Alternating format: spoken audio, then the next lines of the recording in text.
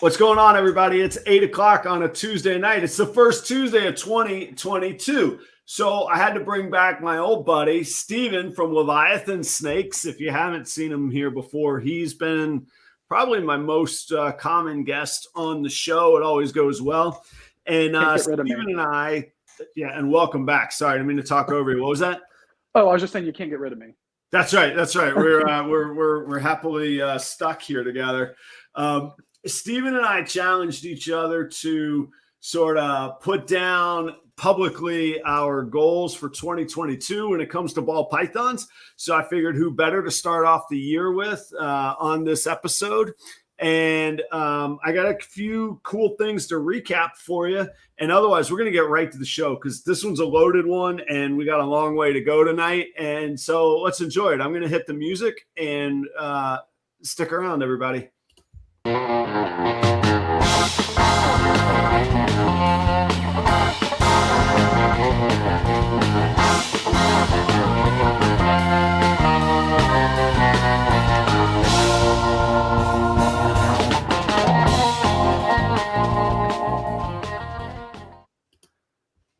All right, so I'm laughing at the comments. You guys are talking about taking notes and stuff. Jeez, it's a huge compliment. Thank you. But hey, I got to say hello to Tom Stepp. I haven't seen you here before, and May and Serpents. Likewise, thank you for being here.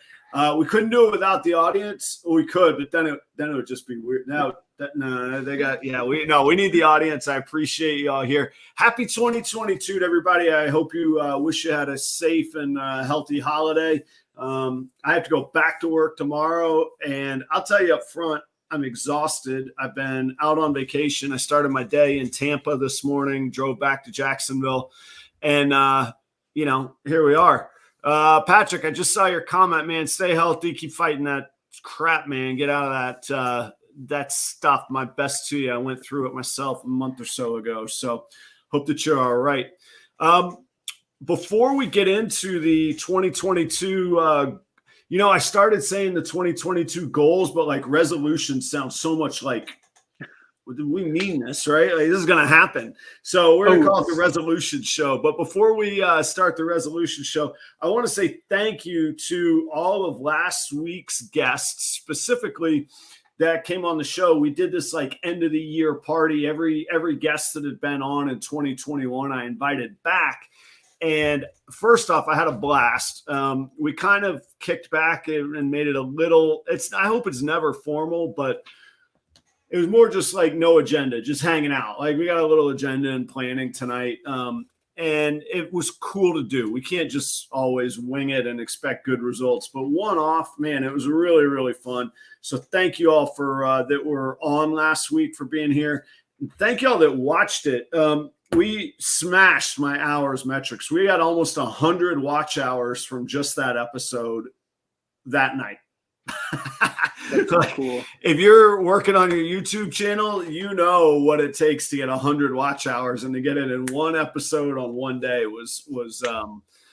was very, very humbled and appreciative and all of that good stuff. So now I got to live up to it. We got to keep this thing going. Second, I got to say thanks. I don't know. I'd be interested in seeing what everybody else's metrics are doing, but I think through the holidays with nobody going to work and everybody bored, thank you to the new subscribers. Thank you to the people watching the videos. The metrics have been just through the roof. It's been fantastic. So we're getting there. I did surpass 4,000 hours on my channel on the last episode. So like measurable progress is very cool.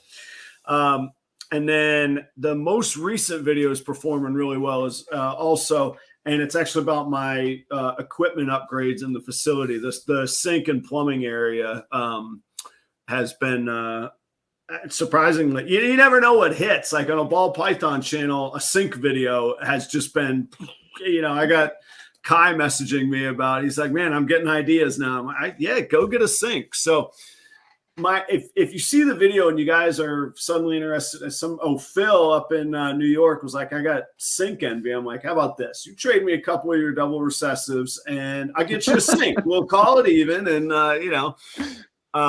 but a hack on that is, I know it sounds crazy. Go to the biggest restaurant you can find that's not a chain restaurant. So I'm not talking about your Outbacks, Applebee's, Chili's. Go to your biggest, like, one-off. Phil, for a double recessive, I will get you a snake. I'm a sink, man, a sink. I did not stutter. I don't care where you're at. For that snake, I'll get you a sink. We'll make it work, okay? No, but go to the biggest restaurant that you can find that's not one of the chains or a big hotel or resort restaurant, and start making friends with a bartender and ask to check out their back dock, or ask them if they got sinks or fridges in their back docks. Those things are like graveyards for old equipment, and the equipment's all made out of commercial grade stainless. It can handle the weather. It can handle the outdoors. And usually they just want somebody to haul it away. So if you offer to pay for it, they're even happier. If you trade out tips with the bartender or whatever, like, you could get a real hookup, and everybody holds on to these things because they're like, oh, I'll use it for something. I'll fix it later. Just like we all do. They would just hoard crap, Well, restaurants are no different. So go check it out. Get you a sink if you want. That's my recommendation. Also, stainless shelving is a good thing to find out there. So anyhow, there you go. Check out the video if you want to check that out. The last thing I got to tell you is a special shout out to both Jeremy Bod, but also Steve's Morphs. Along with starting my day in Tampa, I went through a little town in Florida called Brooksville, which is known for its blueberry farms and is where Steve's Morphs facility is at. And I picked up 2 new snakes from him today. And I'm not going to tell you any more about the snakes specifically. I'll do a video about them. You know how it is. I always got to be about the content and the future clicks, man. So I think Sunday is when that video will come out. But I got to tell you, so 2 cool things from YouTube and just this little world that we're cultivating here. Jeremy Bod heard that I was looking for a very specific combination on snakes, and I asked if he had it, and I actually touched base with Steven as well to see if he knew anybody. And instantly Jeremy put me in touch with Steve Casino at Steve's Morphs, and like direct text, phone number, boom, we were in touch in 15 minutes just from relationship building. And then, I don't know, it was certainly a fair deal. I don't know if he cut me a deal or not, but I was completely happy with the deal. And then today ended up being a real challenge on Steve's end. I don't know Steve well enough to tell this part of the story publicly, so I'm not going to, other than to say there were some extremely extenuating circumstances that Steve made time to make sure that he got me what I needed and that he got me these snakes today. And it involved coordinating with me driving on the way from Tampa to Jacksonville, and him having a whole other crazy life event going on. And like I say, I'll just leave it there. If Steve will ever come on the show, it's actually probably some pretty funny parts to it, but I just don't know him well enough to share that stuff publicly. So I'll let that part of the story be. But the point is relationships and then customer service, man. Almost everybody I know in Steve's situation today would have gone, look, I'm going to ship them tomorrow. You'll deal with it. So he hooked it up and made it happen. Yeah. I don't know. Maybe it's more public knowledge than I realize. He had a surgery this morning. Like, dude had surgery and got me snakes. I guess maybe he's made it a little more public. Tradesmen seem to know about it. So anyhow, I was real pumped about just the experiences in the hobby and the customer service today. So I highly recommend Steve's Morphs, and thank you to Jeremy Bod for putting me in touch. Both killer dudes here in Florida. So with that being said, Steven, what have you been up to? Honestly, it's been pretty quiet recently, which is nice because it's been super crazy busy with like all the like shop stuff. We had New Year's. It was really, really fun. We turned the clocks back 3 hours, so that way Wyatt, our 6-year-old, was able to stay up till midnight and not have to actually stay up till midnight. So that was nice job. Good play. I'm going to write that down for next year. But other than that, like, hasn't been a whole lot of stuff going on from us. I mean, we talked, it was last week or was it the week before Yeah, that for yeah, the that's show? only Yeah, been a yeah. week ago. Feels like a lot. Yeah, Mhm. But yeah, no, it's yeah. been super chill for us. I don't 100% know either pre-ovulation or pre-lay, but I think that there's some girls that might be going soon. I'm estimating around February to March.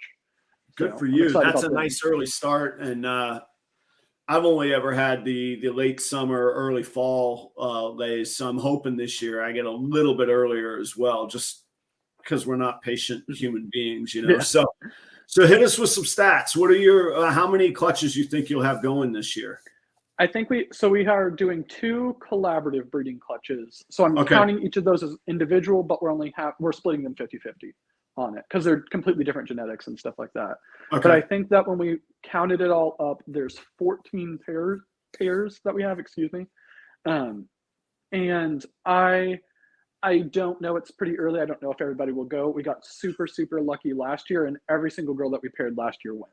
So I don't expect Sure. that to happen again. I should have framed it like, yeah, how many females are you breeding? How many potential clutches? So 14? Mm-hmm. Yeah, Yeah, yeah. very cool. That's potentially a huge, that's a huge number of snakes. For anybody watching that hasn't, put it this way, from a guy that had 2 clutches and was like, oh my gosh, this is a lot of work. Good luck, man. Hit it. I hope it goes awesome. We have a 5540 coming in, but it's not in yet. We've ordered it, and we're going to pick up a 48-inch hot box incubator at Tinley. So there are new expansions that are coming, but we don't have them yet. So all right, so the 5040 that's a hatchling rack? the 5540, it is like a sub-adult / male rack is what I would say on it. So it's just as long as the 7030s, but it's not as wide. So instead of 3 like across, there's 4 across, but it's just as long as the Gotcha. 7030. So grow out or male tubs. Yeah type of deal. Okay, and then tell me the 48-inch incubator. Is that height? What is that? What's the 48? Yep. So it's height. It depends on if you have shelves in or not, but essentially it's going to be able to, I think it's like 20 some clutches that it can hold in there, which is more than we're going to have this year, and it's more than we're going to have next year. So essentially Smart. It's like has a set up for this year and next year, then we won't have to worry about the year after that. We'll have to like look into something else. Yeah. So, but that's 3 years from now, so we should. That's right. Yeah, exactly. Yeah. And the more and more I think about it, and actually even some of my resolutions plan around this, it's all about time and getting down to business. Like you got to get to it because everything takes so long in this hobby that not even wasted, any missed time, you just don't get back. Like there's a set number of clutches that we'll produce in our lives, and it's not a huge amount. Like we got to get to it, So, so good for you on sorry, just a second, on picking that up. And you said you're picking that up at the Tinley show. Did I hear that there's one in March? Yes. Yep. So we're going to Tinley in March. We're actually going up there with quite a few other breeders in South Carolina. I don't know if anybody's in the chat right now because I'm on my phone because I'm doing it out here in the snake shop rather than like on the computer like I normally do. But in case anybody's up in the chat, there's several of us that are all going from South Carolina up to Tinley, and it's going to be super fun. Oh, cool. And speaking of that, if there's anybody in the chat that's not familiar with Leviathan snakes, first, make sure you subscribe to their channel, give them some support. They've really, really helped me out. But secondly, you got to see this facility they built from the ground up. It started as a prefab, but you finished it from the outside in. Let's put it that way, and put the slab from the ground up. So it's a killer facility, man. I'm excited for it, and it's small. It's 12 by 20 foot. It's nothing crazy, but it's perfect for what we need. And realistically, I think we like factored in space. If we did it wall to wall with racks, we could do 8 70-30s in here, which is more than what we really want to go for right now. And like, how many in a 70-40 rack? 32? Or 70-30 is 30. But 30. And that's you. If you went 55-40s, that's 40. But realistically, we're looking at, if we completely maxed it out in here, 200 snakes. Yeah. Which I don't think that we're going to be getting up to that anytime soon. We're like 50, and we're not really looking on expanding much beyond holdbacks right now, which is one of my goals. One of my goals for tonight is actually that ties into that. All right. Well, okay. So speaking of the 2022 resolutions, do you have any? I found myself with some honorable mentions that didn't really quite make the top 5, but any goals that didn't make your top 5 that you still want to talk about a little bit? So there was one goal that I didn't put in here, and I was really, really debating if I was going to or not. And I didn't, mainly because, and nobody tell Courtney, but even though she's going to watch this, but nobody tell Courtney. One of the things that we've been talking about is not buying snake things unless it's with snake money. And that was a goal that I was going to put on there, but I don't think I'm gonna succeed on that goal. It's what, 4 days into the new year, and like we already had a conversation yesterday, like her talking me out of getting a white lace. Like, yeah, well, so, not that it'll probably help. And you again check with your CPA on this. But snakes that are purchased that you maintain in inventory remain on your asset sheet. So it does hurt cash flow. But as far as actually money that goes out the window, no, that's not the case. That is still there, both on paper and assets and with the IRS. I don't know if that'll help your argument or not. I'll just leave it right there. And you and Courtney can sort it out from there. Any other honorable mentions? And actually dig back into that for a minute. So the idea being if it and a business would kind of go from investing the money and hoping that the business pays it back to you being at the point where you want to say, no, it's got to be producing the money before we spend it is where you'd like to get to.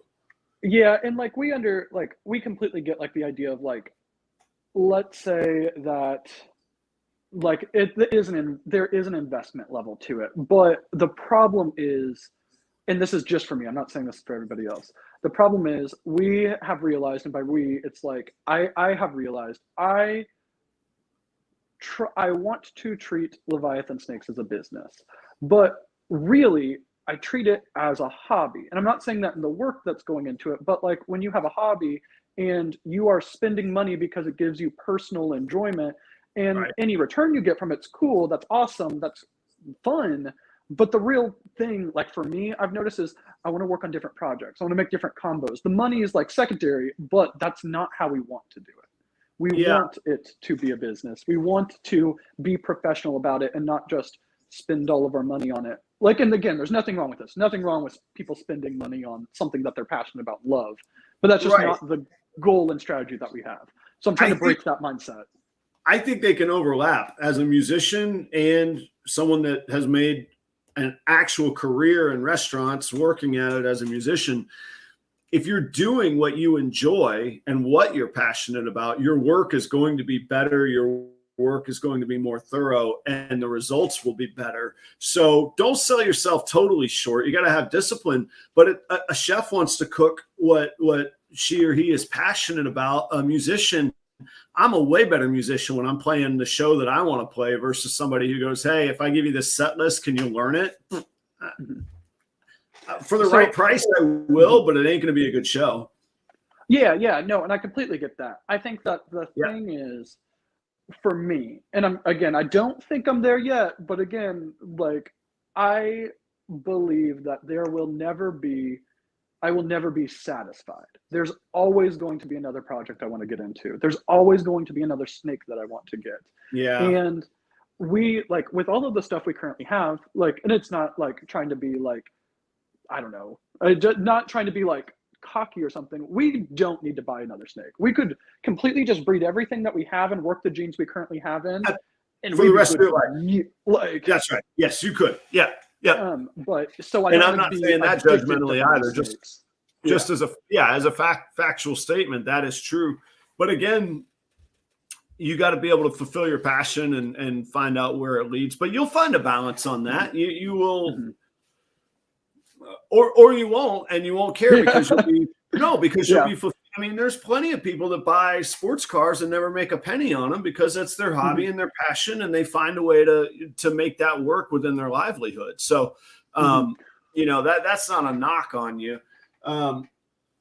I love it. In the comments, I hope everybody's seeing that there's various people that have been guests on this show, but also great supporters are going to be on various shows. So keep those comments coming on there. And before I forget, I actually have a busy week. So tonight's Tuesday, and I'm on with my calendars over here. I'm on with Steven tonight. On Saturday, the 8th, if you all know Paul from New Forest Morphs, he's starting a live stream from the UK that will air at 3 p.m. Eastern time here stateside. And I'll be on Saturday with Paul. I'll be obviously from the States, but he'll be in the UK. So check that out on New Forest Morphs. There he is right there, man. Jeez, you guys just pop up as soon as I say your names. This is fantastic. So I'll be on with Paul. And then Thursday, the 13th, and I have to check the time. And of course, I'll list it on the socials and whatnot. Pet Sotics, I'll be on their show with as well. And then just to stay busy, if anybody happens to be in the Panhandle, the 30A Songwriters Festival, I'll be playing 3 days at. I got the early, like 10 a.m. gig just to kick the thing off. But that festival has like the Black Crowes, Emmylou Harris, Steve Earle's at it, Rodney Crowell. It's going to be a killer show. So anyhow, hope to catch you all soon on those things. For my honorable mentions, before we dive into we got 5 each of like our total resolutions. Some honorable mentions that are kind of housekeeping that I just want to get knocked out.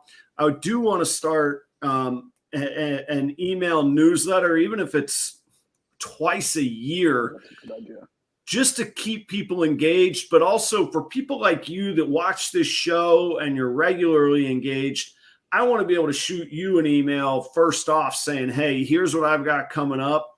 Hit me up before I bother with Morph Market or before I bother vending or anything else, both because I want to serve you all as great community and customers, but also, frankly, it benefits me. Why put in the additional work down the line if we can have it knocked out ahead of time? Like this is kind of business from that side.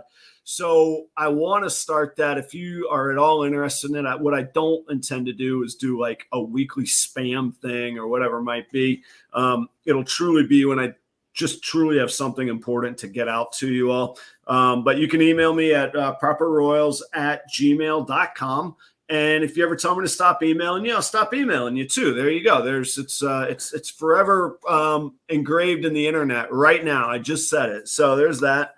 I have got to get into the promotional game, the promo game, the physical point of sale promo. So kind of, I hate the idea of business cards, but something tangible to help out with people. And I'm trying to think of how to make it different. Maybe like a poker chip size cardboard that'll still fit in a wallet, but it'll be totally different from any other business card. Or I just thought of that on top of my head, but just something to set myself apart.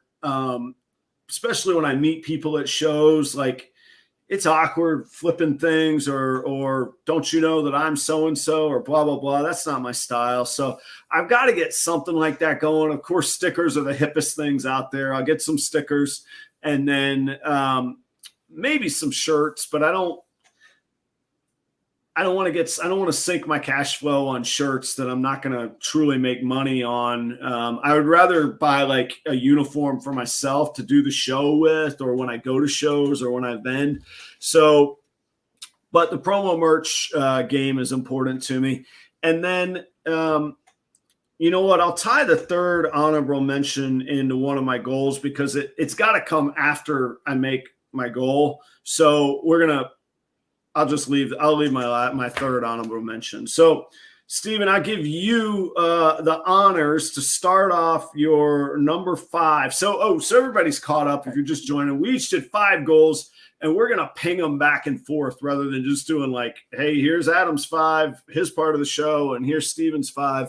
So give us a chance to, banter and think about these things together. So Steven, I'll let you start on your number 5, and then if you want, I'll start on my number 4 on the next round, or I will wait. That's probably overthinking it. I don't know who would end up first on their number 1 if we did it. I don't care. Hit it on number 5. You do the honors. Start it off. Okay. All right. So my number 5 directly ties into that honorable mention I was just saying, and it's what I changed. So originally, my number 5 was going to be only buy snake stuff with snake money, but I changed it to only buy into one new project. So anything that we get, like it's not so much that it has to be with snake money, though that's going to try to be it. It is one new project, and the 2 that we are really looking at are Lace and Desert Ghost. Those are like been the 2 ever since the one live with you, where it was like you were like, "Hey, how would you spend $10,000?" I've been like, "I really want Desert Ghost, like so bad." I'm starting to think. There's a few like topics or ongoing ones that we should revisit. So like this episode is one we should revisit in a year at the end of the year. Maybe we do an annual. What would you do this year right now with $10,000? And over time, we can look back, and man, that party episode last week was just a blast. Like I said, I don't want that to become normal, and I don't want that to just be what the show devolves into. But we're going to do that more than just once in our lives. That was cool. We got to redo that one. So, all right. So only one new project, and Lace or Desert Ghost, you said. Those are the 2 that we've been looking at right now. Those are the ones that there's been other stuff that's excited us. Like I really like Mandarin. The main reason why Lace and Desert Ghost, like why it comes down to those 2, is we feel that it can work with all of the projects that we currently have in positive ways. So, and with Mandarin, we don't know. There's been some really cool Mandarin stuff made, but that's really the reason why at the moment. Yeah. We also have noticed there are a couple projects we have that we either need to flesh out a little bit more if we want to work them like a project, or it's like, we're not going to work these as projects. Yeah. So tell me, and I'm sorry, I keep, it's not my nature to do this. So this has been a discipline that I have worked on. I am like a dog chasing squirrels naturally. Like if you get me talking about wine or pairings or food or menu creation, man, I have had to work my whole career to stay focused on a line. Well, morphs and jeans on ball pythons are that way. So it's part of what attracts me to the hobby, but it also would be something to my great detriment if I didn't keep it reeled in. So I say all that to preface, I'm not familiar with Lace at all. So, and I can't be the only one. So tell us about Lace. Tell us what the attraction on Lace is. So Lace is an enhancing gene. It is incomplete dominant. There's Lace, and then the super form of Lace, or homozygous form of Lace, is called the white Lace. Gotcha. If you are just looking at them like a white Lace versus a Desert Ghost, they look kind of similar. Both of them have like hypomelanistic qualities. Not saying that they're hypo, that's not what it is. Yeah.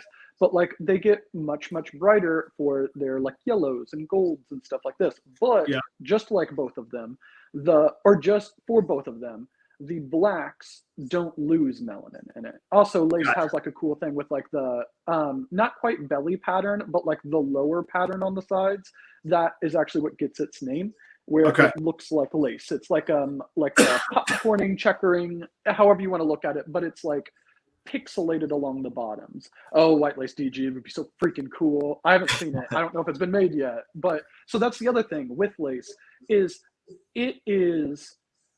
you can put Lace and DG together and you're just amplifying the effects. I don't know if there's been a white Lace made yet, but there have been Lace clowns. Oh, and that's the other thing. It's incomplete dominant. With Desert Ghost, you need the homozygous form to have any visual impact. And there might be like het influences with it. So you need a DG, pair it to something else. Now you have a bunch of het DGs that look like whatever the other morphs are. With Lace, you can have a white Lace and you pair it to something else. And now you have Lace in all of them and it does have an impact. It's not as strong as the white Lace, but it is still there.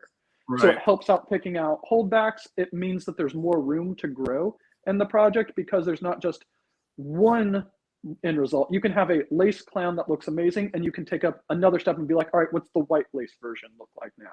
Where in DG, you just have DG. Yeah, DG it's on or off. Yeah, that's it. Yeah. Yeah. So those All are right. those are the two that we're heading, but DG is more popular. So it's Okay. like there's more availability, stuff like that. So one could say, I'm not saying, one could say there's more room for a crash on Desert Ghost as well. I don't think it's imminent because there's so many people working with it. I think it's 5 years out, but one could say. All right, so my number 5 is to I'm going to produce 5 to 8 clutches. I'm breeding 8 females right now, and I'm hoping that no, not hoping. I fully intend to have at least 5 clutches and up to 8 clutches, and you'll see that theme kind of roll through some of my other resolutions as well. But that's already underway, so I think that I'm very safe in banking on 5 famous last words. I hope the gods don't strike me down for that, and potentially up to 8 clutches. And you had talked about what that would lead to in the future. My 2023 is going to be looking like 14 to 15 females that I'll be breeding.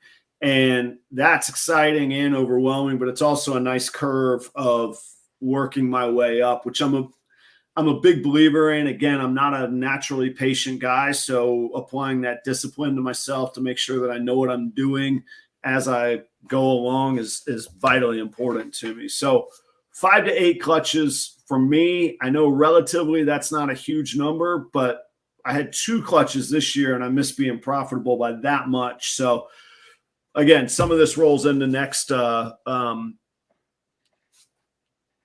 resolutions. So, okay. So how do you want to do it? You want to give your number 4 now, or are we going to go back and ping it and switch it? Yeah, you got it. You got it this time. Okay. All right. Yeah. So my number 4 resolution is a 2-part resolution, or one's a resolution and the other is sort of how it'll be defined as to whether I make it or not. So my number 4 resolution is to get my YouTube channel monetized. And that, I believe, I'm thankful to say, I'm not saying this in a cocky way, I believe that's imminent. I'm at like 906 subscribers right now. My watch time hours are over the 4,000 mark, and 1,000 subscribers will get me in that monetization zone. I say it not because I think I'll get rich from that, but because being monetized on YouTube will open new doors. So one of the honorable mentions I was talking about is starting to look into some of the affiliate marketing opportunities out there as well, and to start building these multiple streams that will build over time on a 3, 5, 10-year plan. It's like 14 years ago when I bought my first home, I didn't make anything on rent. I didn't make anything on rent for 5 years. What I didn't realize I was doing was pumping all the equity into the house, and then the market for rent went up, but the cost of a mortgage stayed the same. So getting those investments in place is really vital to me. So I don't know anything about affiliate marketing, but one way to learn is to go do it. And I've got nothing to lose on it other than time. So I need to make sure I'm not wasting time on it. But getting YouTube monetized and opening some other doors like affiliate marketing. But I also want to hold my feet to the fire. I want to more than double my subscribers. So I'm at 906 today, and that's here documented now. So by December 31st, I want to be at 1,812 subscribers to meet that goal. So I like it. There is my number 4 resolution. And Stephen, before you jump in, I got to say hey to Jeremy Bod. Jeremy, I was singing your praises earlier. Thanks for the hookup with Steve Casino. He was an ace for me today. He got those snakes to me, and he had some pretty serious stuff outside, personal, private stuff going on that he still made it all work. So thank you very, very much, Jeremy. I appreciate your help, and high recommendation for Steve Casino at Steve's Morphs. Real gentleman to work with today. All right, number 4, Stephen, what do you got? So this I'm reordering it on the fly real quick, just because Okay, that's allowed. That's allowed. Yeah, no rules. It's good. Before I do this though, so I hit, as you were like talking, I moved my foot and I hit the tripod and it shifted my camera, and I was like, oh no, I moved Adam, thinking that I had to move you back. Like, it was just me being stupid over here. But all right, number 4 goal, and again, I reordered it a little bit, but it is our same thing as you, get monetized on YouTube. Okay. So we are also really, really close. I think you're closer than us. We are at like 950 subscribers, but we are at like the low 3,000s in the watch hours. So Wow, based off of like how many watch hours we get a month and things like that, I would imagine it'll probably be in February, because we get about 500 to 600 watch hours a month. So it'll probably be about February when we hit it. So very cool, very cool. And I think you probably know, you're as analytic or more than I am. Your watch hours have to be within a rolling 12 months. It can't, it's not lifetime. So it's your trailing 12 months. One thing we noticed, and it's just analytics, it's cool, it's interesting to me at least. So when we very first started doing YouTube, we started doing it maybe a little bit before this time last year. The Christmas tree was up in our first videos. Okay. Like, that's how we know like the time for it. We were learning like really the platform and how it works and things like that. And also I was more focused, I was approaching it more like Instagram, where it's about like putting out pieces of content. And I noticed that our watch hours were fairly low. And then there was like maybe a month or two where we didn't put out any content, and then we jumped back into it. And that was maybe about August or so. And then we've been going like steady then, but when we jumped back in, it was 1 video a week, no matter what, 1 video a week.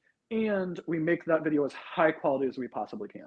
Right. Everything we possibly can. And our watch hours just skyrocketed. The majority of the 3,000 watch hours are from August on. Yeah. And so I got a couple thoughts. One, it's interesting you said that you think I'm closer when you have more subscribers, and I'm not disagreeing with you. I may or may not be, but everything's a matter of perspective. So we all want what we don't have. You know, I'm like, man, I just want I want the 1,000. I'll figure the other 4,000 out. And it's a nice sort of equalizer to think, to see both perspectives on it. When I was on, I think it was last week, somewhere in the bourbon, somebody asked, what would we say to somebody starting out? Matter of fact, it was Blue Ridge Pythons. Where is Blue Ridge? Oh yeah. They need to put a video out. Man, we all have, we do. Yeah. Yeah. They got to put one out. Anyway, I really thought a lot about that. I personally, but in thinking more about it, I personally think what you just described is a great way to go about it, and it's kind of what I did. I would say when you start, produce content, produce all kinds of it. Don't limit yourself to 1 a week, because you do have to learn the platform. You got to learn where your comfort zone is on producing, and don't be afraid, not you personally, to anybody watching, don't be afraid to suck. Just put it out there. You can delete it later if you want, or you can look back on it when you get good and go, man, look where I've come from. But it's going to help you figure out what you like. And then I don't know when the point comes. I don't know how to define what the point is. Then get yourself into kind of a consistent rhythm. And so you're saying that you do 1 a week, and my current consistent rhythm is actually I do a minimum of 1 a week. I try not to do more than 2 a week, but I also do the live show. And speaking of things that worked or didn't work, I put a lot of effort into reels.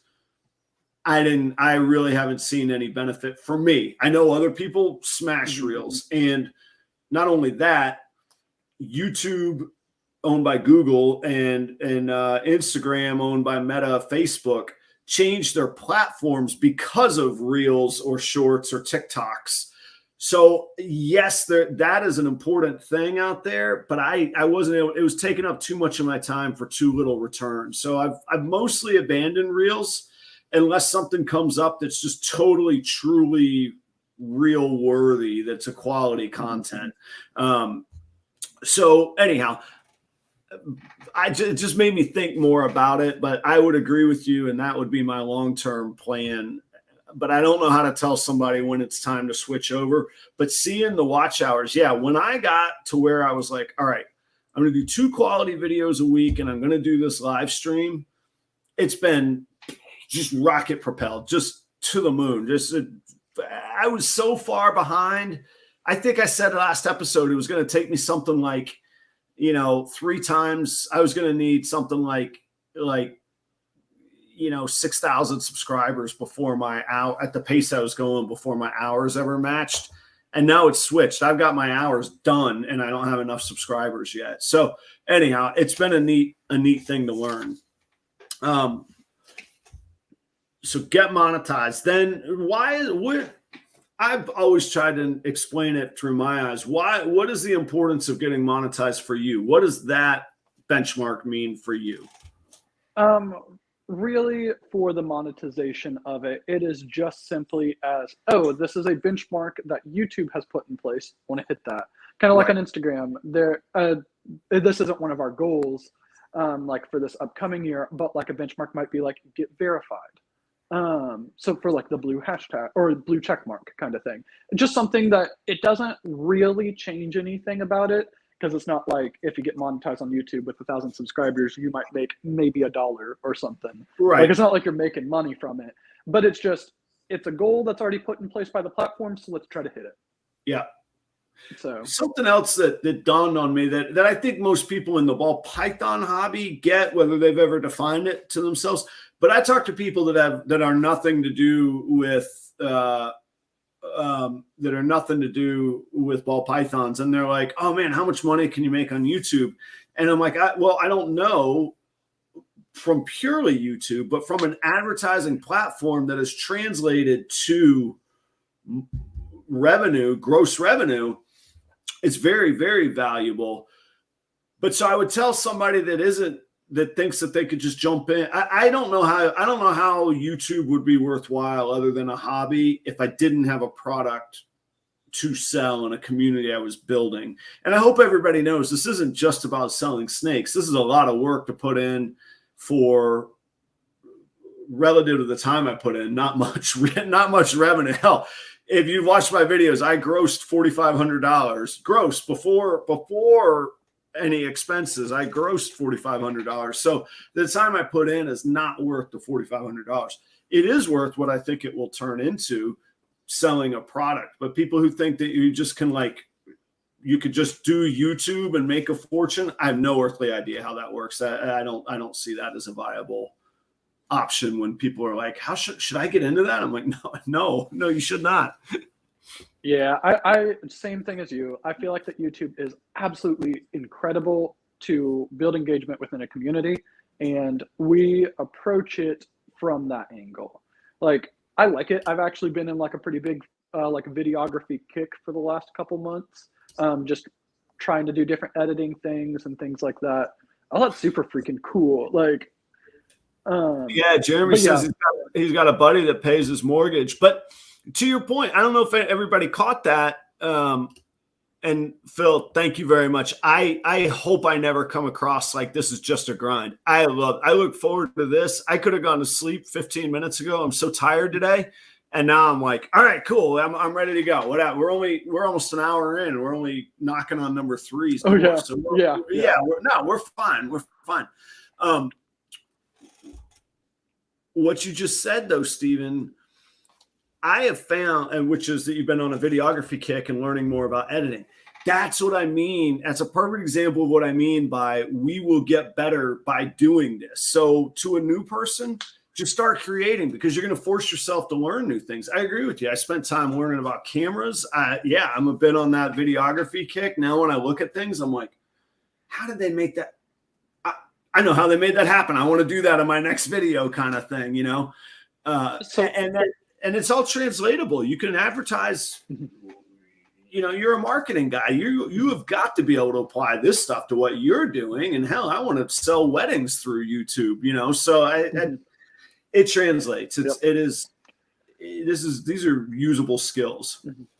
One thing I think is kind of cool, and it's not necessarily I learned it recently, it's from photography, and I learned it like at my last job, but I have 4 lights on me right now.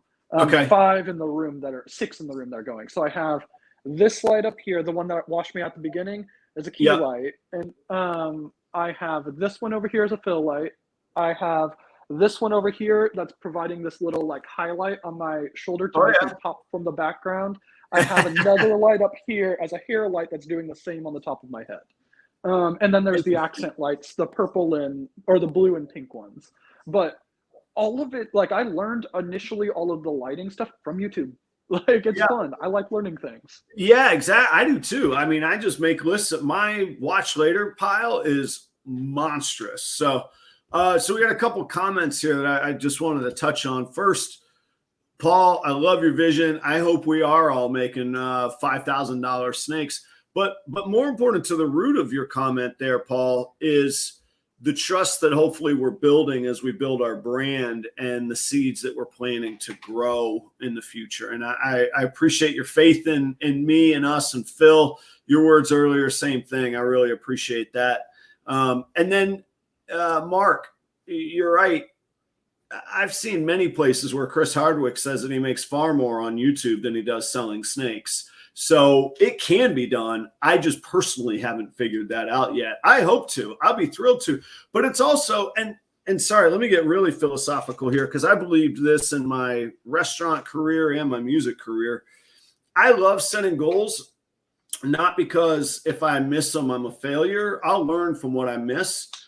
But if you measure something, if you make it definable, I firmly believe what gets measured gets improved. If you watch your gas mileage and you measure it, it'll improve. If you watch your calories and your intake, it will improve. So what you measure from a defined set of results improves.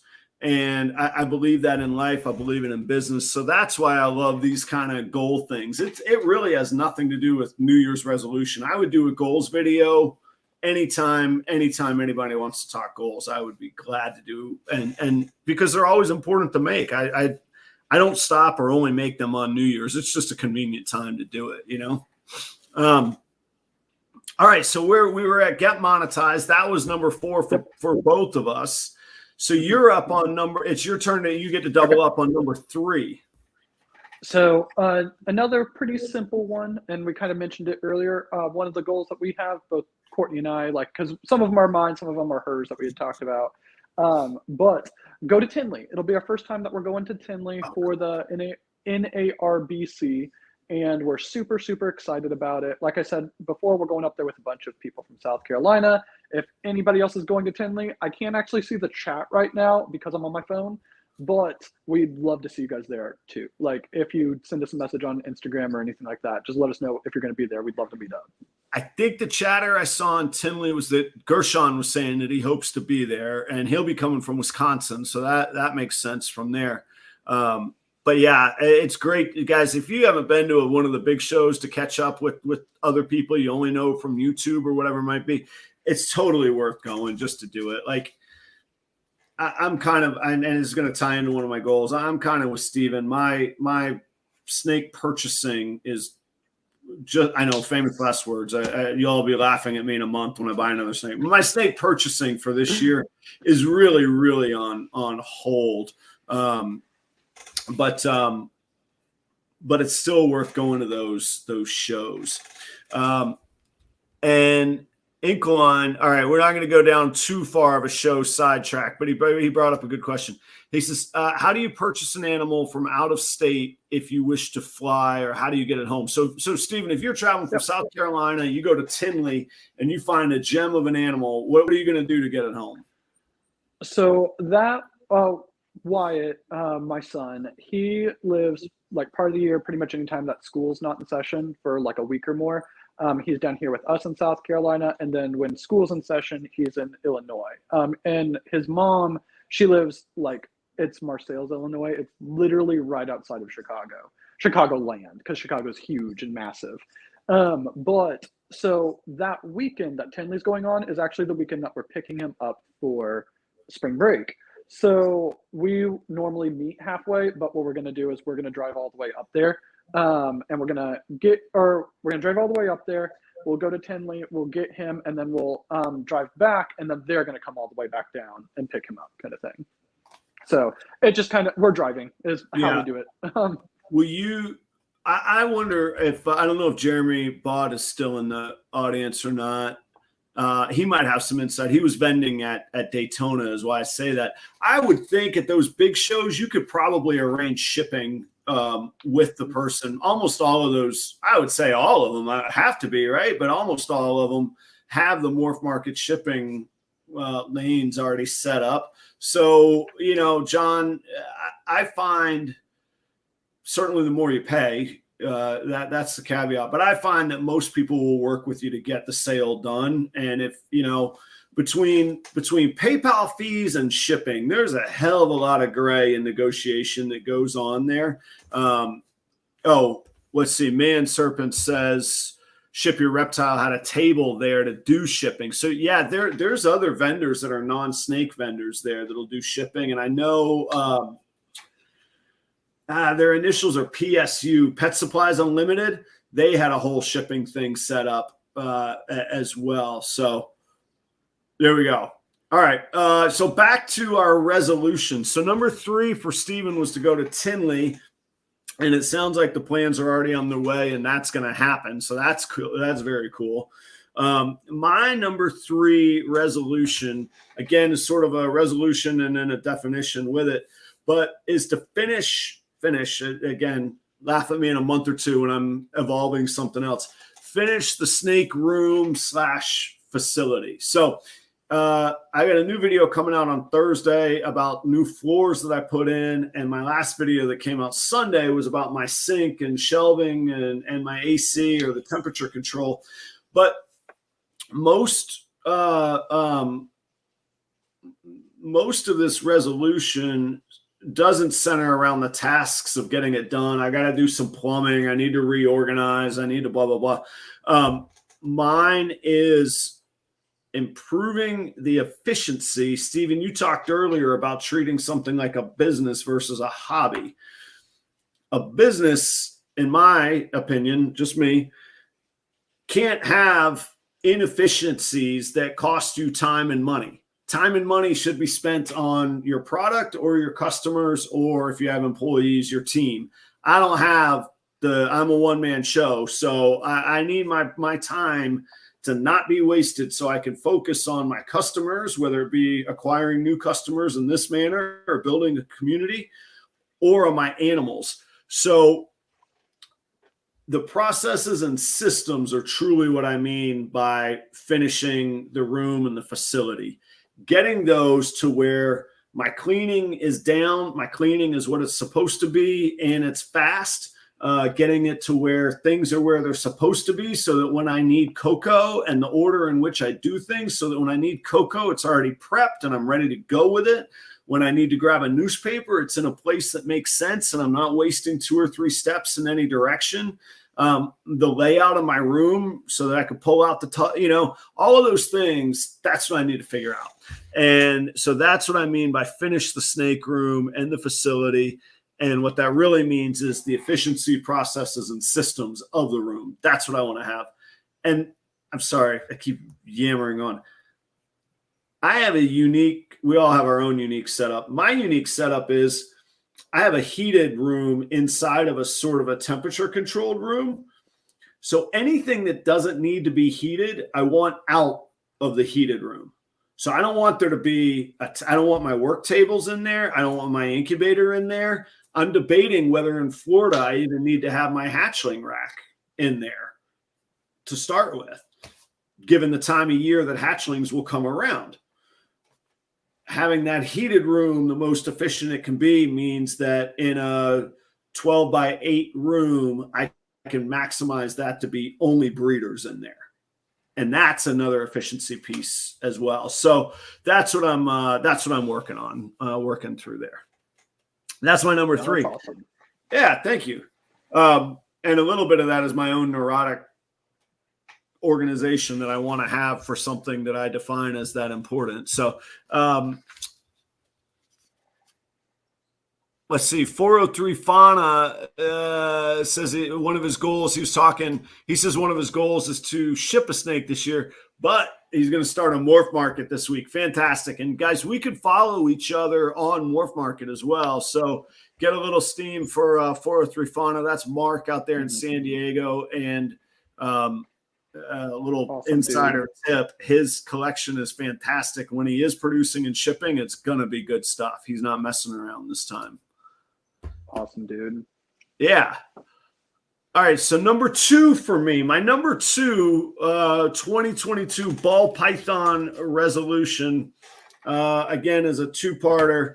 The macro of it is to be profitable.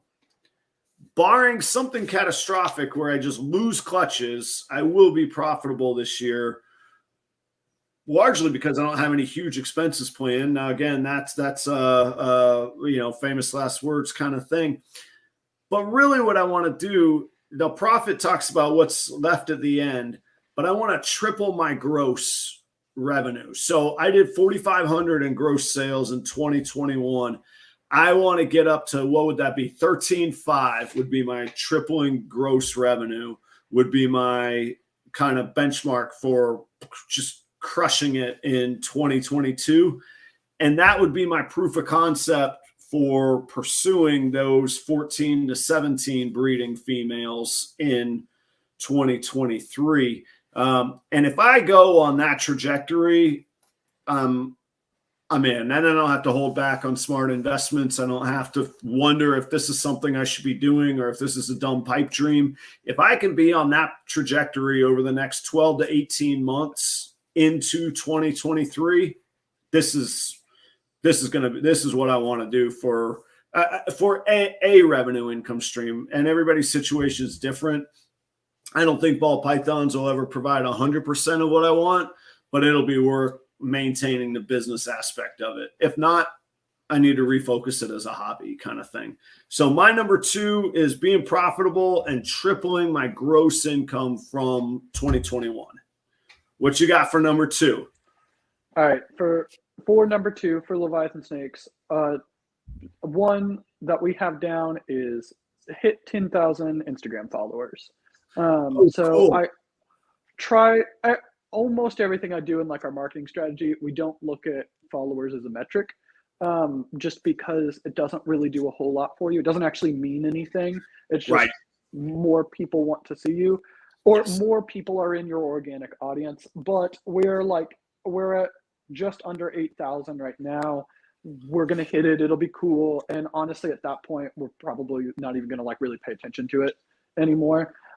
One thing that I have noticed, we haven't been as disciplined on our Instagram outreach as we had been in previous months, and we have seen like a slowdown on the growth for it. So before we were getting about 100 to 150 a week, and now it's probably closer to about 50 a week without us doing any outreach. So we need to get back on that. So I had 2 thoughts on that spring to my mind as just sort of experience that I could share. Well, one's a philosophy I'll share, but I bring it up quite a lot. I love what you said where, followers don't really mean anything. People, again, I'll talk to people outside of ball pythons. They're like, how many followers do you have? And I'm like, 900. And they're like, 900. I'm like, yeah, dude, you know how hard I've worked for 900? I've worked my butt off for 900. But I love the idea. And I never credit this quote, and I should because I use it so much. I've got to find out who said it.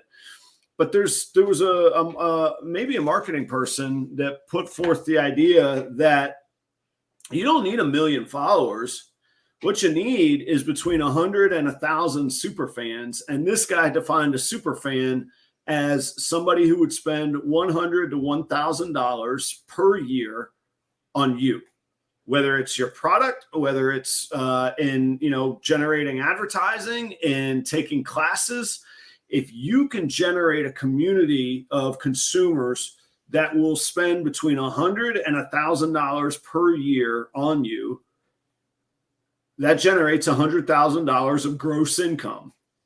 Most of us on 100K gross can do pretty well, especially if we don't have overhead. So this guy was actually talking about courses and expertise is kind of what he was talking about peddling. So what we do has a little bit more overhead.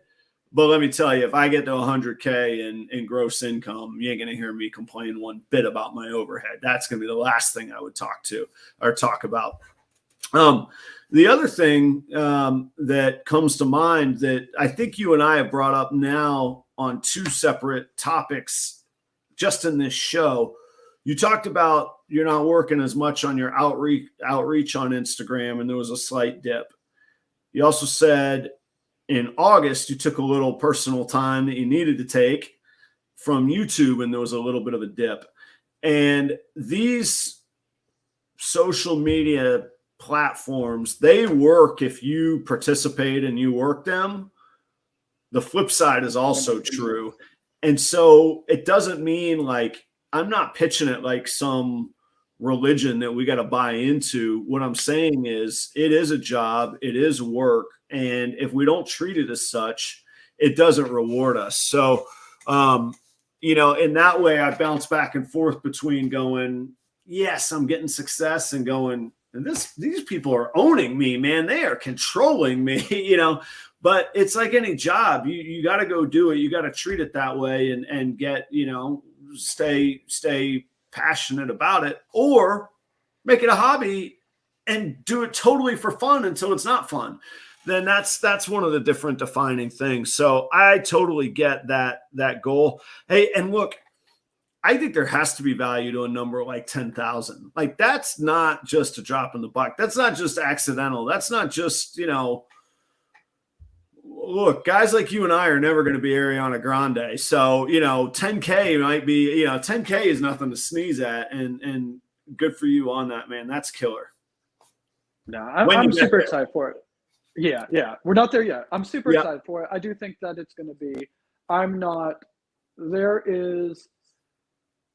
so I have one actual goal for Leviathan 6, and then there's something that is just a me personal that's not a real goal. I don't know if we're going to hit these two, the last two. All of the stuff I've said before, it's like, it's going to happen. Okay. I'm confident. I'd bet money that all of the things that I've already said will end up happening, except for maybe buying into one project, only one project. Did you say you still have two more to go? No, I have one actual for Leviathan 6. Then there's a thing for myself that I actually own. I got you. This is like just everybody in the show, because it's not like it like is super like we're all friends. We're all friends. No, yeah, exactly. I almost called you yesterday. Did you? I almost called you yesterday to vent What's about going something. on? Or do you want to let it out now, or you're wait? We'll let it. I won't get into specifics on it. We'll talk about it at the end, during the show. Okay. But yeah, during the show. All right, nice. All right, well then, so we're at our number one 2022 ball python resolution. You got the honors. It's your turn to go first on this one. Okay, so this one, there's not really a whole lot that we can do with it. I think it's gonna happen. I don't know. We'll see what happens. But is to produce our first visual sunset. That is number one goal for 2021. We have one shot at it this year, and it is our sunset male to a het sunset female. She's at like 20 millimeter follicles. They've locked twice. He's actually in there with her right now. I'm going to check real quick and see. They are not locked at the moment, but as long as she doesn't reabsorb, I think that we'll at least have a clutch from it. So we'll see what happens. So you got a het to visual pairing. Yep. Just sunsets and het sunsets. So hopefully. Just the total blind odds is 50% of an average clutch of 6 eggs. So 3 is a reasonable hope, and that even gives you 2 misses to still get 1 if you get a clutch. Yep. Yeah. No, I do think. Yeah, I hope it happens. Again, there's not a whole lot we can have control over it, but that is my number one goal for 2022 is hit a visual sunset. What weight is she at? You gave us some other specs, but I don't think we caught the weight that she's at. So she is a little bit more than 2 years old right now. I think she was born at the beginning of December of 2019, and she's at like 2,000 grams ish. Oh, cool. Oh, plenty big, plenty. You're not even Yeah. just pushing it, you're doing it. So, Steven, I got to let you in on a little thing here. There's been this sort of game to see how not me, I have not participated in this, but it's been pretty funny. I don't know where it came from. A topic of you having a ponytail came up, and then like in that moment, you turned back to check out the rack, and everybody's like, "Oh no, it doesn't have it." And then somebody else was like, "How did you guys get him to turn around on cue?" And then you turned back again for no reason. You gave us the stats talking away. You were looking at the tub like you were going to get stats off the tub. Maybe you were. I don't know.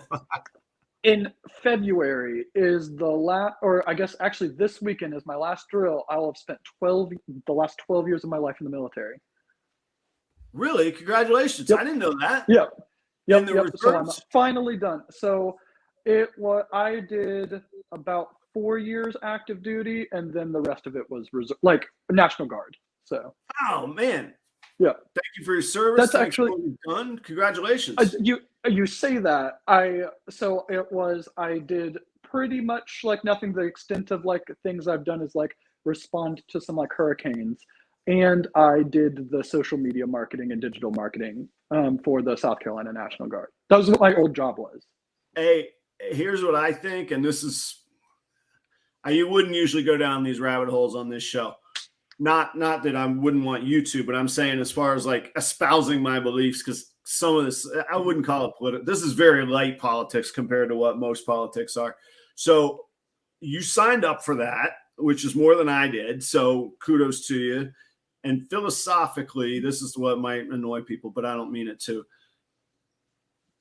For our freedoms in the country that we live in, I actually believe some sort of service should be mandatory for everybody. And I know that makes me a hypocrite because I could walk my ass down there right now and sign up for something, and I haven't, and I never have. And in that light is why I say thank you for your service, because you didn't have to do any of that. And that's where I mean it. So there you go. I appreciate it. But yeah, I'll only bring this up because I couldn't have a ponytail. Now that I'm going to be out, I guess I'll have to grow one for everybody. Like... Wait a minute. Was that the 2022 resolution that you were going to say? No.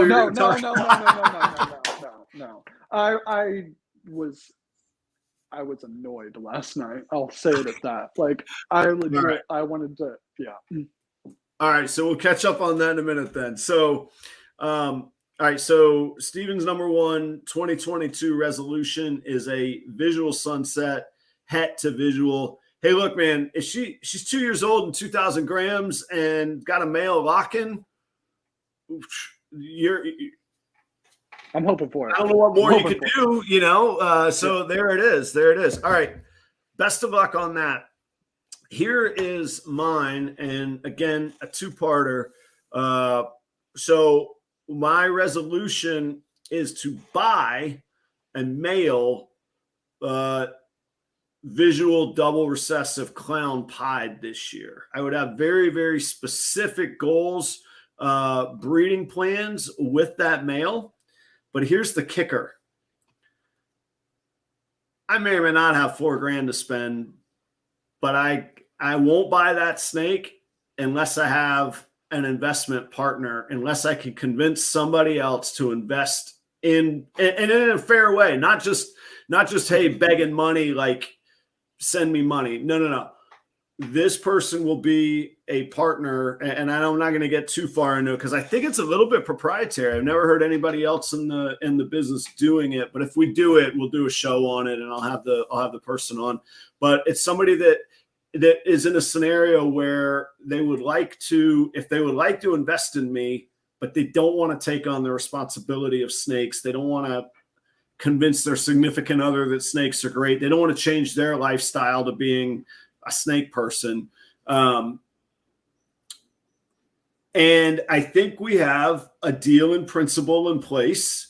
Obviously, a double visual clown pied male is going for about $4,000 right now. So that's not an insignificant amount of money to have somebody have faith in you for. So I'm very excited for that. And that is my number one resolution this year, is to make that happen and to own a visual clown pied that I can start breeding for the 2023 season.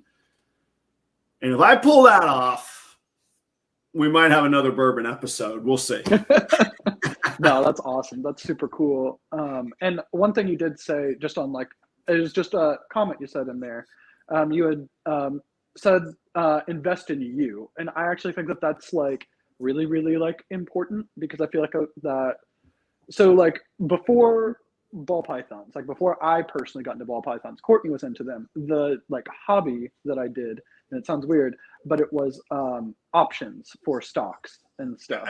That's not weird. That could be a livelihood for. Actually, I have a good buddy that got out of restaurants, and that's all he does now. It is one of the things, like when I was like initially getting into it and like learning about it like all, is that like invest in something that you believe in, not necessarily something that's like, oh yeah, that's making a bunch of money. It's like, if you believe that Right. this, like I'll use the one for me is like Tesla. I really, really like Tesla. Yeah. And when the Cybertruck thing happened, I don't know if anybody was into like stocks or anything like that, or Tesla. They were unveiling the Cybertruck, and they like threw something at the windows to show that they were like unbreakable, and they shattered the window. And he smashed it. Yeah, yeah. And the stock plummeted that day. But it was like, I'm like, I love Tesla. Like, this is like, it's whatever. In like a year, like less than a year later, they skyrocketed. Of course. And that, I say, of course, in retrospect, to say, of course, that was the masses making an emotional business decision based on something that truly really didn't matter. He smashed a window, fine. The long big picture was fine. There's been episodes that Netflix has gone through, at least 3 of them. Netflix used to mail CDs through the mail, and they changed their business model and said, no, we're going to go to subscription online. And their stock plummeted. They're like, no, you're not going to send DVDs in the mail? No, they're not going to send DVDs in the mail. And to your point, that's the insight that Tesla has. And if you believe in it, it's great to invest in what you believe in. Now, I bring it up because like you were talking about like investing in you, and I 100% believe like you can tell when somebody's like passionate about something, and when somebody has the skills to succeed and stuff like that. And I feel like that it is a no-brainer to be like, oh yeah, Adam's going to do that if like we were investing in you kind of thing. If it was like, oh, he's going to do everything he can to make like this money back. No, thank you so much. And I do think it. I think what I said, I love these quotes or whatever, but everything is customer service. Like that experience today I had with Steve, same kind of deal. I'd invest in Steve. I wanted snakes, but I would invest in him, kind of thing. I'd probably spend the money on my own snakes, but that sort of thing and that care and commitment, it was a good bit of money, but it wasn't, put it this way, it wasn't any part of $4,000 that I'm talking about. I mean, it was much less than that. So those sorts of things, but it also is something that I don't take for granted. If I feel like somebody's investing in me personally, I can't sleep at night if I'm screwing around with their money. And at the end of the day, that's all in this hobby. That's all that somebody can invest in. I mean, what am I going to write out a contract and here you're a part owner in the snake? What if the snake dies? So it has to be an investment in me, and I have to see it as such. So that's it's something I'm working out, and I think that, like I say, I think we have the deal in principle there. We'll see how it comes. Nothing's final till everything's final, but I'm pretty fired up about it, and it feels like something new in the hobby. If not, certainly it's not talked about, which is fair because people's private dealings with their money is totally fair for not divulging. So I don't know if we talked about this or not. Do you have just any way too soon resolutions for 2023? What do you mean by way too soon? Well, it's we're only 4 days into 2022, so having a 2023 resolution. 2023. I got my dates because the 2023 resolution. Okay, 2023.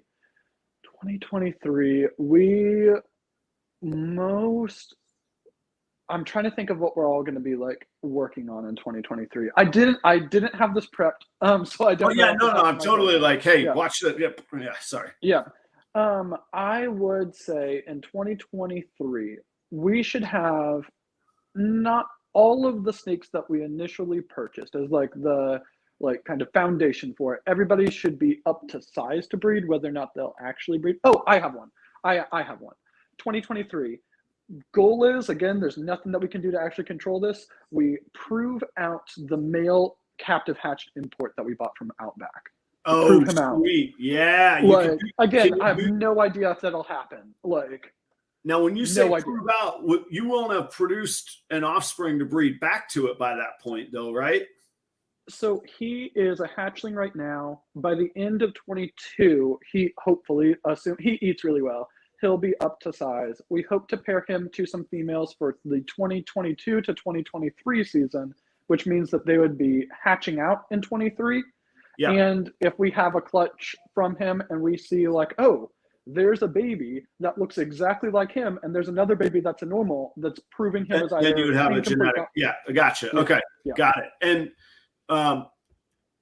hey, Jeremy at Warfels Morphs there. I clicked it on the screen, so there it's imprinted in all of history for you as well. On January 4th, you said you're going to produce visual axanthic clowns in 2023. I mistimed when I clicked on that. If I could show it to you, you would see it. It's all written right here. But my 2023 and we're going to come back to you, Steven. It just ties in right now on the timing. I have to go for it. Is to produce a double visual recessive. That's on my list as well. So I'll come back to that in a minute. So those of y'all that haven't seen, Steven has got an import that when I saw it, the first thing that came to my mind was almost like if Blade met Orange Dream, like really broad swaths of a peachy, creamy orange coming up the side and then really dark top. Like, and yeah, so maybe some blackhead in there too, or something like that. But it's a great looking animal. And that's a male or a female? So a little thing on it. We bought him as a female. We bought him from Outback the day that the Outback was shipping it out. I recall this now. Ian called us and he was like, hey man, I am super, super sorry, but the female that you bought is actually a male. Whatever you want to do, like, we'll make it right. And they ended up pretty much, we got him for free and we got another one that we like kind of compensated for. I love Outback. Ian's freaking awesome. I cannot recommend them enough. You know, it goes right back to that customer service. There it is, the story. You've told it on this show at least twice now, and maybe a third time.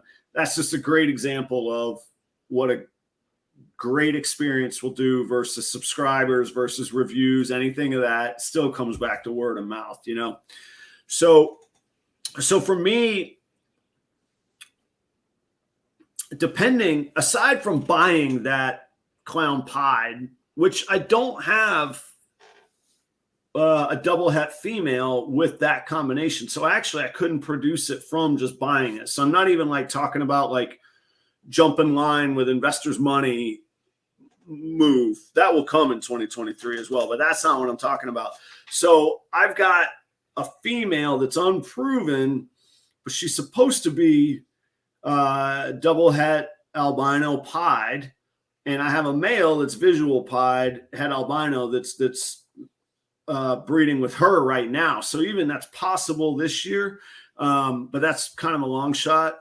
The other thing that I have that I've produced this season that will be ready to breed by the end of 2023 is het clown,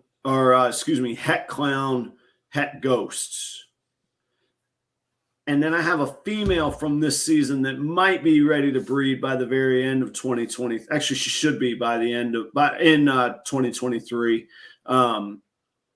That just looks way different than all the others. This is one of the female holdbacks from my het Orange Dream to Orange Dream het pied to my het albino het pied female. This girl is just electric, and you talk about broad swaths of OD and that kind of look to her.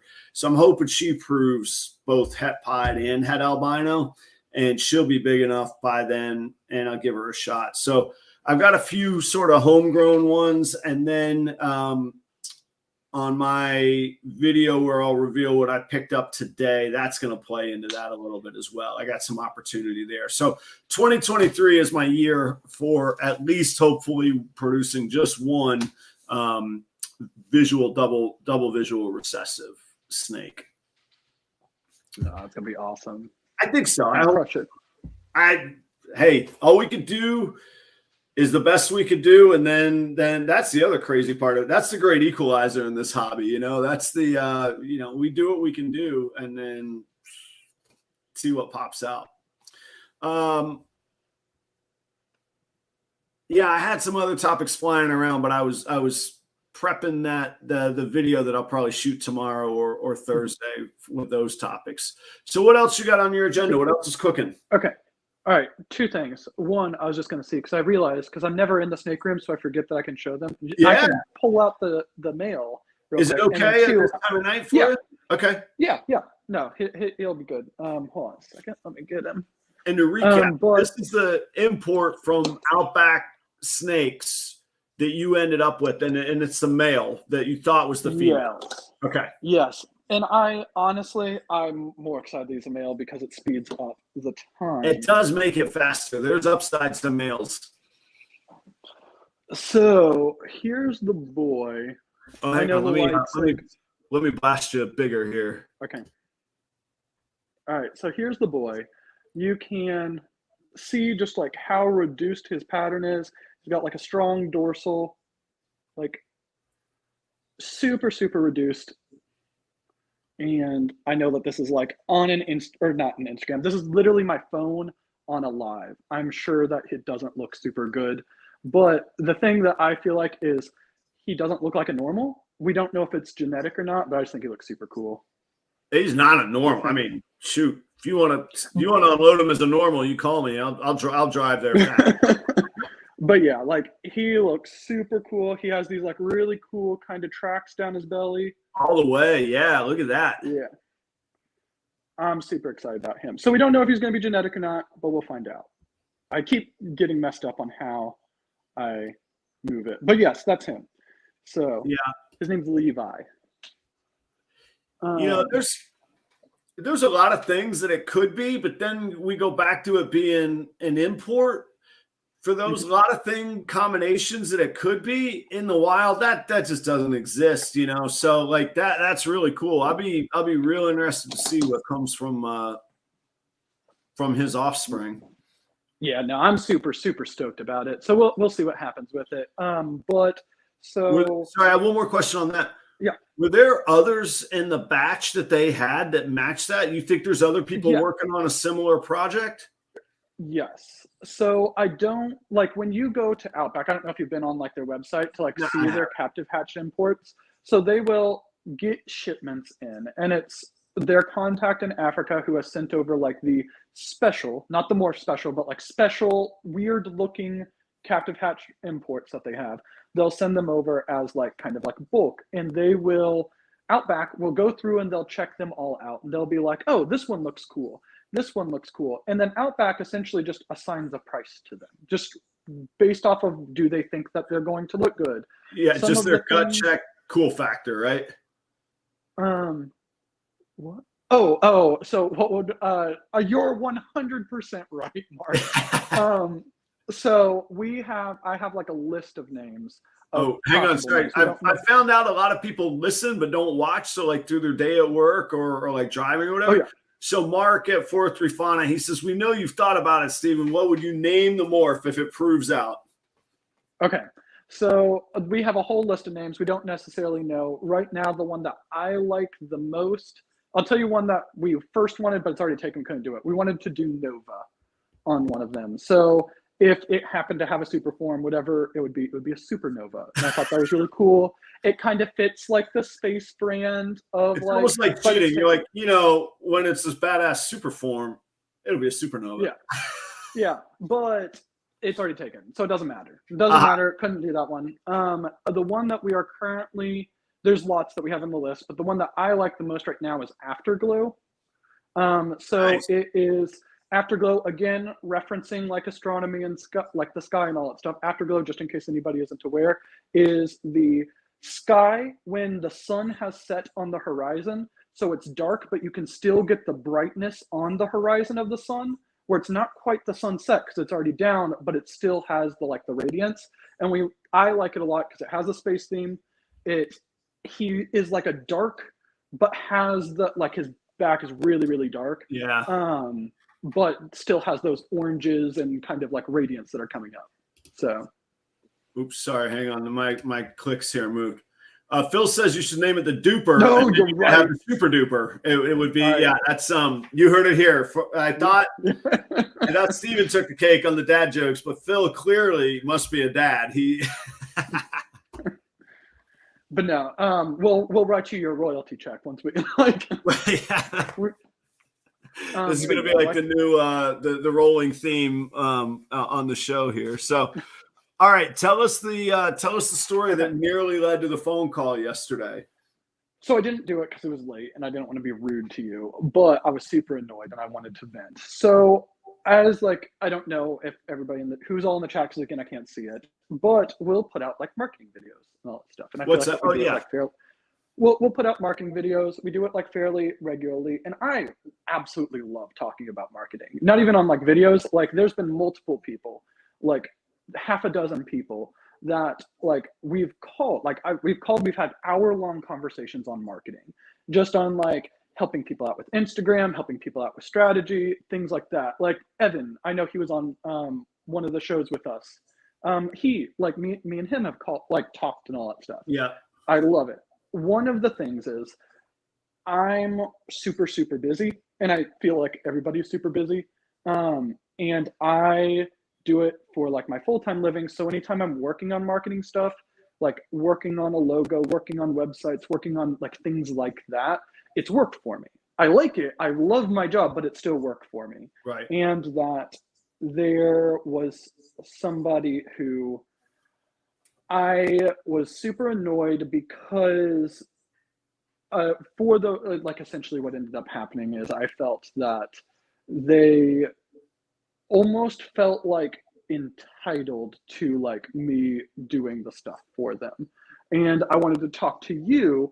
And again, it's not saying like they were like, you have to do this, but it was like, look, like, cause I don't ever like take payment for it. Like I get paid for my regular job for this. If I do it, like if we were to talk about like marketing, we're doing that because we're talking about marketing, we're having fun and all that stuff. But yeah, so I wanted to call and vent about it.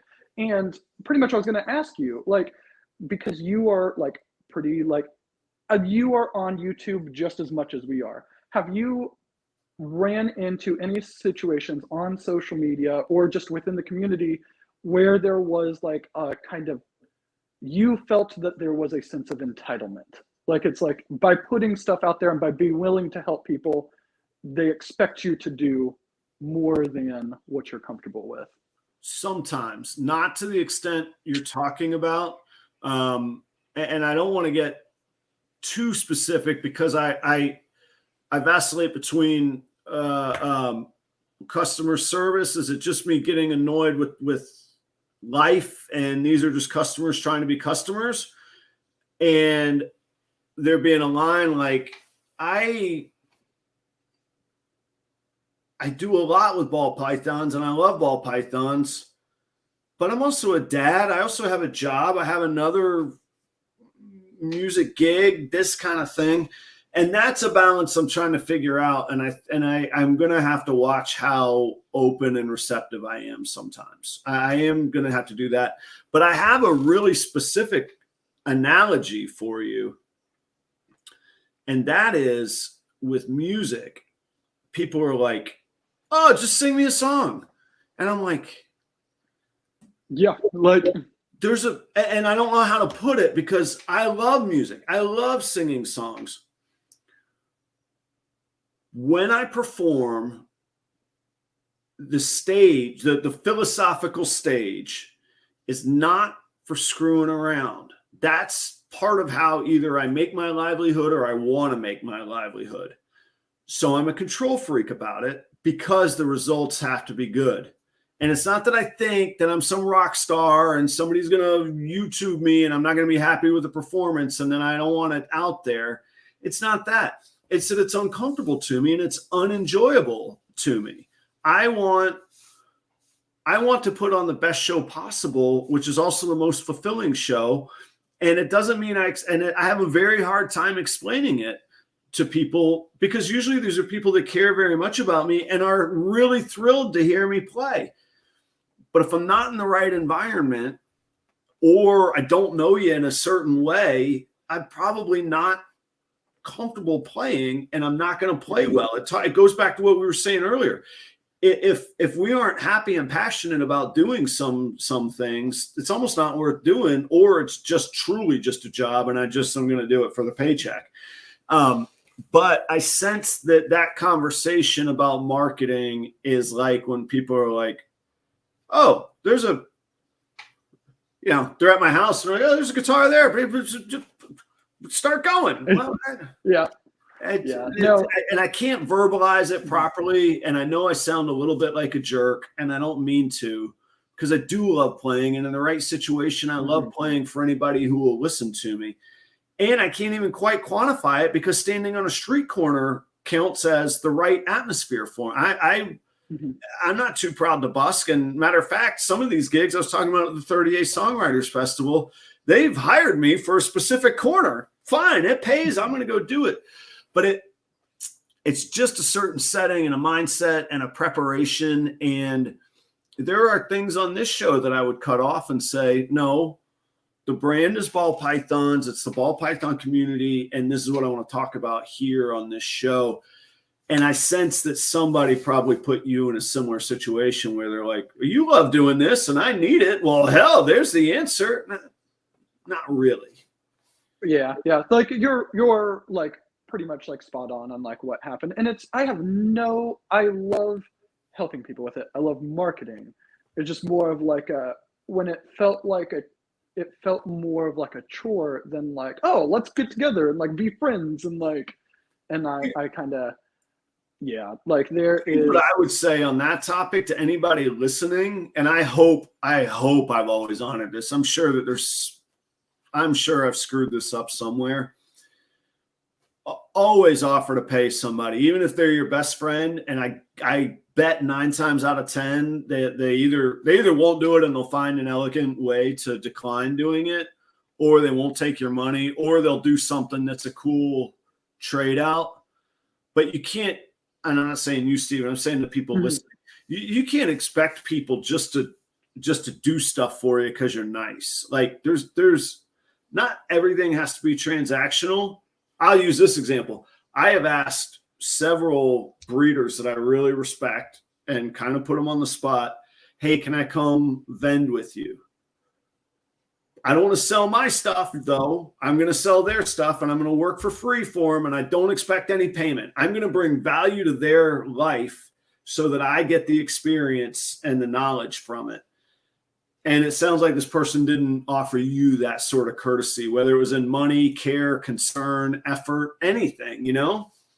They weren't bad. Like it's not, I don't want to like come across as like whoever like the person like was. They didn't necessarily do anything bad. I honestly think that the problem lies with me. And I think that it is that I need to get better. And I don't mean this on because I love helping people. I love marketing. I need to get better at saying no. And it's like, because I don't want to like let somebody down. If somebody wants help, I want to help them. But honestly, I don't have enough time for a lot of it. Like, yeah. I think that's one thing. Me personally, I need to get better at saying no. I do struggle with that. Part of why my time in restaurants, I had to step back a little bit was, so my title was director. Everything began and ended with me as far as where the buck stopped and all that. And it was 24/7. I mean, we served breakfast, lunch, and dinner and had a late night bar across 3 restaurants and then, 70 weddings a year.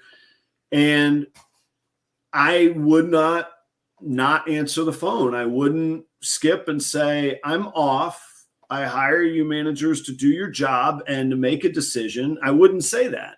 And part of what became too much was truly working 7 days a week. So I empathize with you. I could say I think good things come from it professionally, but I do think it'll cause a tipping point from time to time where you got to figure out how to pull it back. No, I think one of the growth things for me for 2022, besides like saying no, but time management, because I feel like a lot of times I'm just like, let's get it. Let's do all of it. Here's what we need to do. We need to do A, B, C, D, E, F, and G.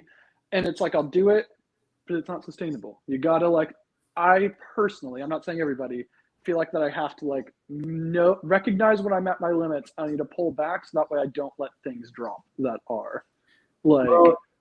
And it's funny, almost what we were talking about, like starting on YouTube or starting on an Instagram is almost like a microcosm of life in that way. I mean, I would tell anybody in their 20s, they better work and they better say yes to every opportunity they ever get. And as you work your way through your 30s and exit the 30s, you start to go, I need to do the heavy hitting stuff, and that's it. I don't have time for all the little things anymore, but everything you learned doing the little things got you to this point. And that's I'm getting really complicated and philosophical here, but that curve I think is probably something that we're hitting in our lives where it's like, man, I'm tired. I'm tired of being yes to everything all the time. And this is on things I love. This is on restaurants and music, man. So I get it. I get it, man. Yeah, I don't have a magic answer though for you. I don't know. I don't think it's wrong to put yourself out there, and I don't think it's wrong to draw a boundary. I don't know how to. I guess I don't know how to define it though. Just in case anybody's watching it in the future or anything like that, that's like maybe getting into ball pythons and like watching this, I would say it's super fun. It's super, super freaking cool. Love the community.